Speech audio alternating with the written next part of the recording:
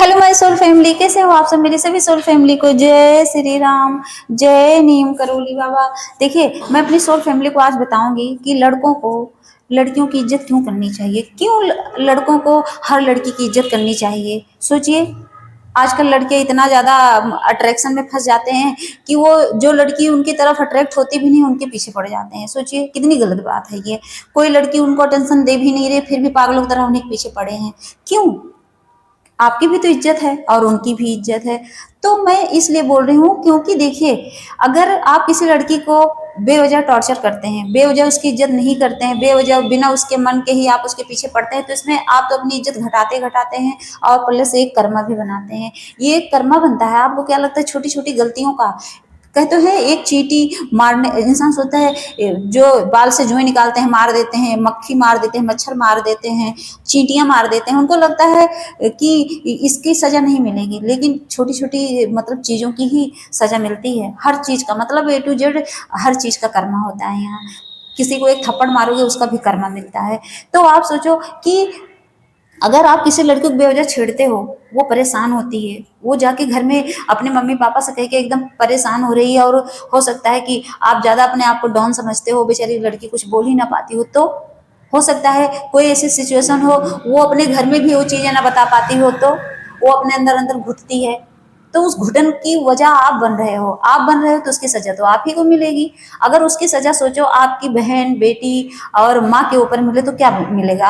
हो सकता है उसकी सजा के रूप में आपको ऐसा फल मिले कि आपके घर में ही एक आपकी ही बेटी बनकर आपकी शादी हो, और एक बेटी ऐसी जन्म ले जिसको अगर लड़की छेड़े, तो आपको क्या मतलब फील होगा? आपको नहीं गुस्सा आएगा? आप उस समय गुस्सा करोगे जिस समय आपकी बहन को कोई अलग अगला इंसान छेड़ देगा, तो आप कहोगे अगर मिल जाएगा तो मैं इसे जान से मार दूंगा। सोचो कितना गुस्सा आता है।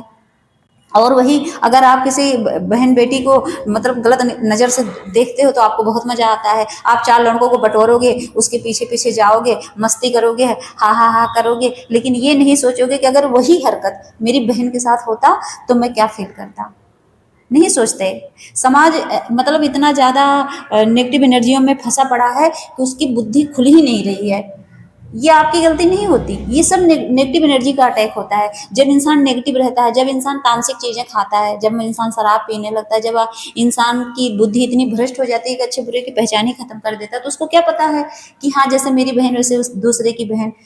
मतलब आप सोचिए, भगवान ने बनाया है सबके लिए ना, इसीलिए तो शादी होती है सबके लिए। एक एक जोड़ा सबके लिए रहता है इस दुनिया में।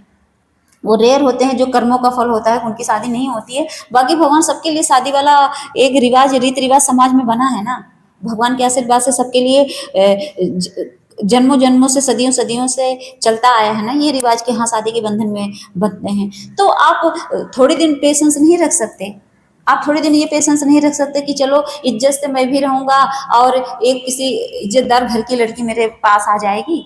सोचो, आज आप उस लड़की को छेड़ रहे हो, अगर समाज में सारी लड़कियां छेड़ी जाएंगी, सारी टॉर्चर होंगी, तो सोचो कोई ऐसी लड़की बचेगी? हो सकता है जो आपकी बीवी बन के आए हो वो भी किसी से टॉर्चर हुई हो, तो वो भी आके आपसे रोए कि जब मैं कॉलेज और स्कूल में पढ़ती थी तो क्या होता था, मुझे लड़के बहुत परेशान करते थे। तो सोचो आप पे क्या असर होगा उस समय जब आपकी बीवी आके आपको रो रो के कहे कि वो लड़का जबरदस्ती मेरा दुपट्टा खींच लेता था।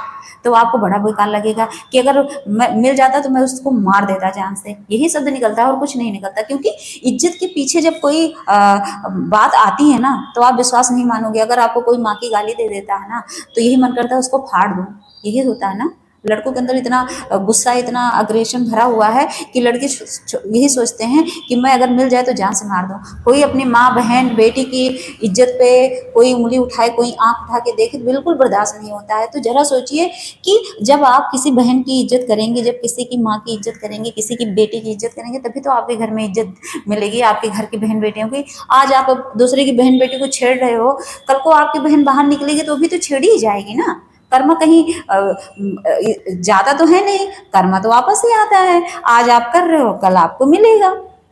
तो इसी वजह से कहा जाता है कि लड़कों को हर लड़की की इज्जत करनी चाहिए। आपको फील करना चाहिए कि वो भी किसी की बीवी बन के किसी के घर जाएगी तो वो अपनी स्टोरी सुनाएगी तो उससे सबसे ज़्यादा गाली आपको मिलेगी, सबसे ज़्यादा बददुआएं आपको मिलेगी। वो लड़की अपने घर में जाके कहती है कि मम्मी उस लड़के ने छेड़ा, तो आप विश्वास नहीं मानोगे उस माँ के मुंह से यही निकलता है कि भगवान करें कि कहीं एक्सीडेंट हो जाए, मर जाए, जो मेरी बेटी को बेवजह टॉर्चर कर रहा है। ये मत सोचिए, बहुत बड़ी बड़ी बददुआएं निकलती हैं जो बिना मर्जी के लड़की को परेशान करते हैं। अगर मान लीजिए मर्जी भी है, जैसे मर्जी है तो इंसान अगर एक दूसरे की मर्जी होती तब तो प्यार में बदल जाती है वो चीजें, लेकिन नहीं है तो नहीं छीनना चाहिए। मेरा कहने का मतलब है, अगर किसी, अच्छा बताइए रेपिस्ट क्यों बन जाते हैं लोग? सोचिए ऐसे ही तो आप पीछे पड़ रहे हैं, वो लड़की आपको अटेंशन नहीं दे रही है, आपके अंदर आपका जो ईगो है हाई हो रहा है, फिर उसने रिजेक्ट किया, फिर हाई हुआ, अब आपको तो लगेगा गुस्सा। अब आप गुस्से में क्या करोगे कि इसकी कैसी औकात है कि मेरे आगे नहीं झुक रही है, यही तो होता है ना। तब आप क्या करोगे, तब आप ये करते हो कि तब ठानते हो उसको बर्बाद करने का। ऐसे ही तो लोग गुस्से में जाके लड़कियों के चेहरे पे तेजाब डाल देते हैं, ऐसे ही लोग गुस्से में जाके उसका चार लोगों को लड़कों के साथ मिलकर रेप कर देते हैं। तो ये सब क्या होता है कि बिना किसी लड़की की मर्जी के जब आप उसके पीछे पड़ते हो तो वो आपको क्या करता है, वो चीजें, वो ईगो आपको बढ़ावा देता है गलत कदम उठाने के लिए, कुकर्म करने के लिए। तो अगर आप ऐसी हरकतें नहीं करोगे ना कभी, अगर सोचो कोई लड़की जा रही है, आपको अटेंशन, मतलब आपका इंटेंशन कुछ है नहीं और वो लड़की अटेंशन नहीं दे रही, कोई मतलब नहीं है, तुम अपना जियो मैं अपना। लेकिन कोई लड़का अगर किसी लड़की के पीछे पड़ता है, उसकी अटेंशन नहीं मिलती है ना, तो लड़के बहुत इगोइस्टिक होते हैं। उनके अंदर ये लगता है कि इसने मुझे ठुकराया है, मैं इसको कुछ ना कुछ करूंगा, या तो उसका रेप करने की कोशिश करते हैं या तो उसके चेहरे पे तेजाब डालेंगे, कुछ ना कुछ। मतलब ये कोई प्यार वार नहीं होता। इंसान कहता है बहुत प्यार था उस लड़की ने, वो लड़की बेवफा निकल के मैंने तेजाब डाल दिया, कुछ नहीं। जो प्यार करता है वो कभी किसी को हर्ट नहीं करता। अब आप कहोगे कोई लड़की है मैं उससे प्यार करता हूँ, नहीं अटेंशन दे रही है, तो अगर नहीं दे रही है ना तो आपको वहीं से बैक होना है, उसके पीछे नहीं पड़ना है। सोचो कि कोई तो रीजन होगा। आप शादी करोगे उससे? नहीं करोगे ना। अगर शादी करोगे तब तो जाओ उसके मम्मी पापा से कहो, और वो भी कब, जब वो लड़की की मर्जी हो तब। बिना लड़की की मर्जी के कभी बीच में नहीं पड़ना चाहिए। हमेशा सोचो को एक शक्ति का रूप है।